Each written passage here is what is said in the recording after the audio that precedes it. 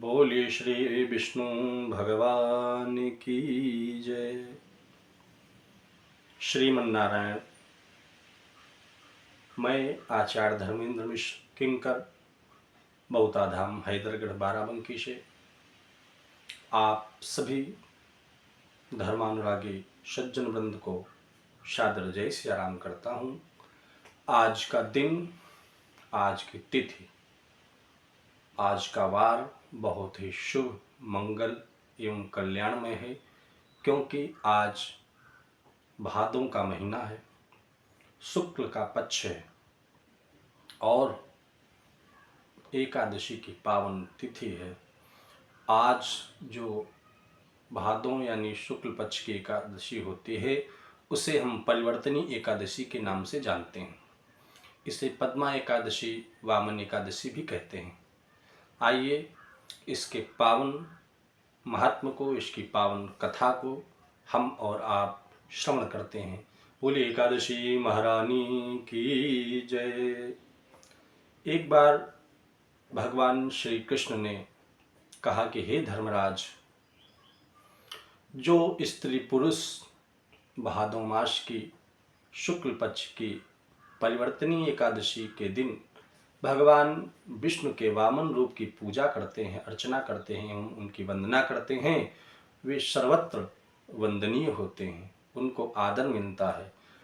भगवान कमल नयन यानी श्री विष्णु भगवान का कमल पुष्प के साथ जो पूजन किया करते हैं उन्हें बहुत ही सुख संपत्ति ऐश्वर्य की प्राप्ति होती है। और भाद्रपद शुक्ल पक्ष एकादशी को व्रत, पूजन और रात्रि में जागरण विधि पूर्वक संपन्न करने वाले त्रिदेव अर्थात ब्रह्मा, विष्णु, महेश सहित तीनों देवताओं का तीनों लोकों में पूजन का पुण्य फल प्राप्त होता है।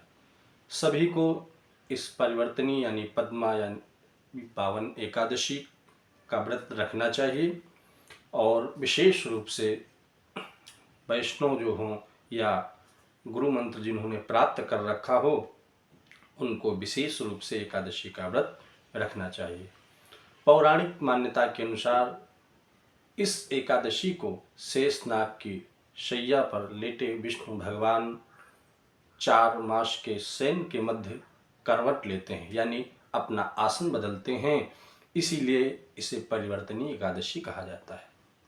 और भगवान श्री कृष्ण के वचन सुन करके ही युधिष्ठिर ने भगवान से जिज्ञासा प्रकट करते हुए कहा कि हे मधुसूदन, हे गोविंद, संपूर्ण सृष्टि का संचालन करने वाले भगवान विष्णु किस प्रकार सोते हैं और किस प्रकार करवट लेते हैं, किस तरह राजा बलि को वचन में बांधा और वामन रूप रख करके क्या क्या लीलाएं किया है, हरिशयनी एकादशी के बाद विष्णु भक्त का क्या कर्तव्य होता है, ये सब आप हमें विस्तार पूर्वक बताएं। तब भगवान श्री कृष्ण ने धर्मराज युधिष्ठिर से कहा कि इस वृत्तांत को मैं तुम्हें बता रहा हूँ और आप ध्यान पूर्वक सुने।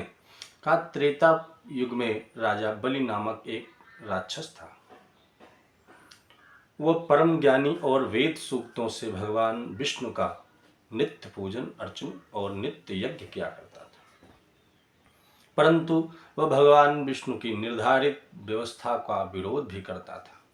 अपनी भक्ति और यज्ञों के प्रभाव से इंद्रलोक पर भी अपना अधिकार करके राजा बलि ने इंद्र आदि सभी देवताओं पर विजय प्राप्त कर लिया था। और एक दिन सभी देवता एकत्र होकर मन में सोच विचार कर भगवान विष्णु के पास गए और नतमस्तक होकर के भगवान की स्तुति किया। भगवान विष्णु से बलि के अत्याचारों और अपने कष्टों को बता करके उनसे मुक्ति का मार्ग पूछा और प्रार्थना की। यद्यपि राजा बलि भगवान विष्णु का भक्त था, फिर भी राजा बलि की भक्ति का महत्व उसके अभिमान के कारण घट गया था, क्योंकि अभिमान जो है भगवान का भोजन है और भगवान को भाव पसंद है, भगवान को अभिमान नहीं पसंद है।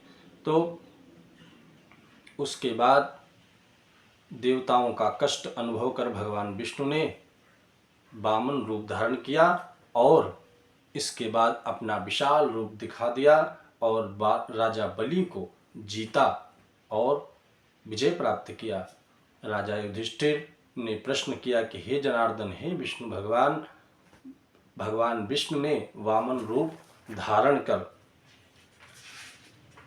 उस महाबली दैत्य को किस प्रकार से जीता, यानी उन पर किस प्रकार से विजय को प्राप्त किया। तो श्री कृष्ण कहते हैं कि वामन रूपधारी ब्रह्मचारी बालक के रूप में भगवान विष्णु महादानी राजा बलि की राजसभा में गए और 3 पग भूमि की याचना की उनसे, और 3 पग भूमि का दान मांगा। महादानी होने के अभिमान के कारण राजा बलि ने याचना को तुच्छ मानकर 3 पग भूमि देने का संकल्प ले लिया और अपने त्रिविक्रम रूप को बढ़ा करके विष्णु जी ने भूलोक में पद, भवलोक में जंघा और स्वर्गलोक में कमर, महलोक में उदर, जनलोक में हृदय और यमलोक में कंठ, सत्यलोक में मुख को चारों तरफ विस्तृत कर दिया। मस्तक सबसे ऊपर था। विष्णु जी द्वारा स्थापित इस विशाल रूप को देखकर सूर्य, चंद्रमा, इंद्र आदि देवता देव सूक्तों द्वारा उनकी प्रार्थना करने लगे। तब राजा बलि से वामन भगवान ने कहा कि राजन, एक पग से पृथ्वी, दूसरे से स्वर्गलोक पूर्ण हो गए हैं। धरती मैंने 3 पग मांगी थी। राजा बलि, अब बताओ तीसरा पैर मैं कहाँ पर रखूं, स्थान बताइए। तो राजा बलि जो क्योंकि भक्त थे, तो प्रभु की कृपा पाने के उद्देश्य से उन्होंने अपने मस्तक को झुका दिया और खड़े हो गए। कहा, प्रभु अपना तीसरा पैर आप हमारे सर पर रखें और अपने 3 पग की भूमि को नाप लें। ये सुनकर के भगवान ने बलि के मस्तक पर पैर रख दिया। भक्त बलि पाताल को चला गया और फिर भक्त बलि की विनती और नम्रता को देखकर भगवान विष्णु ने वरदान देकर कहा कि बलि, मैं सदैव तुम्हारे निकट ही पाताल लोक में ही रहूंगा। बलि के कहने पर भाद्रपद शुक्ल यानी परिवर्तनी एकादशी के दिन बलि के आश्रम पर विष्णु का एक स्वरूप स्थापित हुआ और दूसरा क्षीर सागर में शेषनाग की सैया पर शयन करता है। हे राजन, इस एकादशी को भगवान शयन करते हैं और करवट लेते हैं। इसीलिए तीनों लोकों के स्वामी भगवान विष्णु का इस दिन पूजन विशेष रूप से फल प्रदान करता है।